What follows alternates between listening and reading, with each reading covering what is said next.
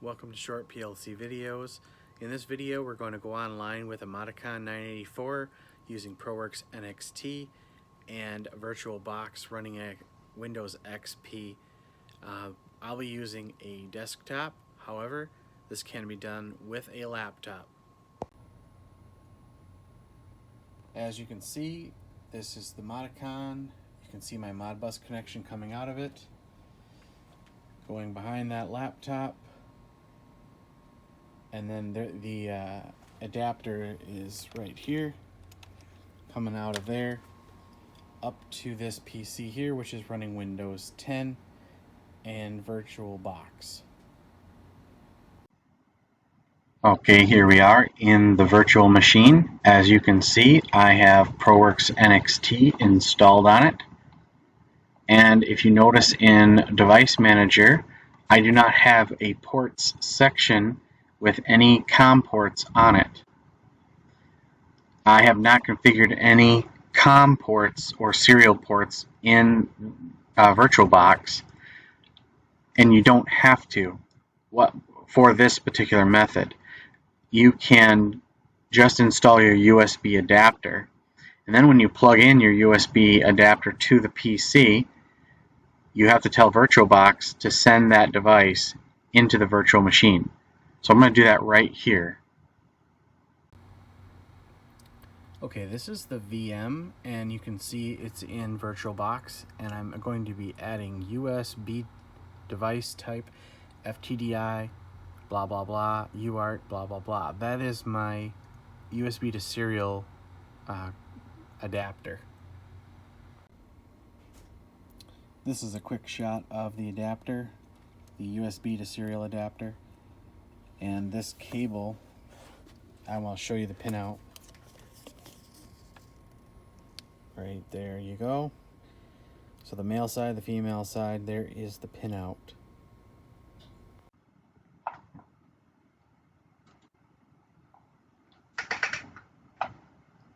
Okay, and as you see just now, the ports COM and LPT just came online.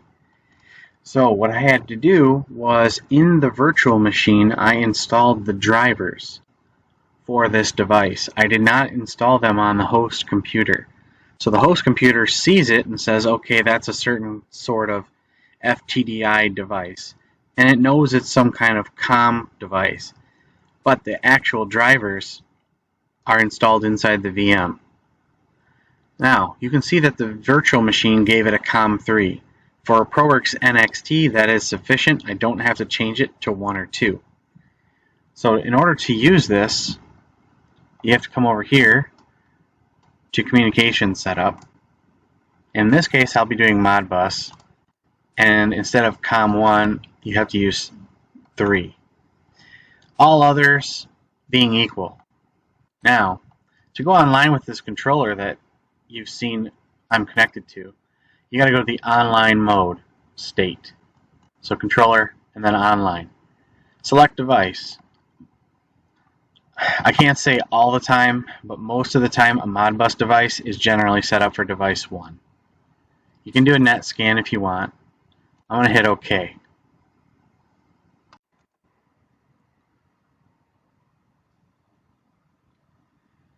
And as you can see, we have successfully gone online with this controller. Depending on the cable that you have, you may be able to go into program mode. So I'm going to see if I can add, and I can, something to this PLC. That tells me that the cabling is good enough for program mode. If you had insufficient cabling, you may get unable to log in or something to that effect. I have another video on that, but it says something like log in to authenticate user or something like that. So you can see that this method works. I wanted to talk to you a little bit about what doesn't work in Virtualbox, and I'll get you a version number. Let's get out of this mode. I showed you that it works, and we'll have a little chat about what did not work. So one of the things that I really wanted to do was get a motherboard and a CPU that supported VTD, the Intel virtualization of direct-IO.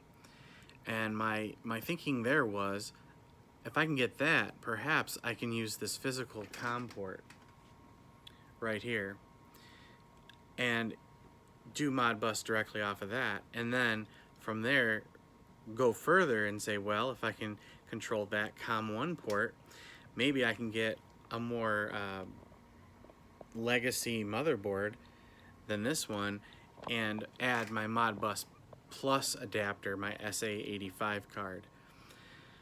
That would be ideal. For whatever reason, I wasn't able to do that yet. I have some older computers that have PCI slots that I've been able to install native XP on.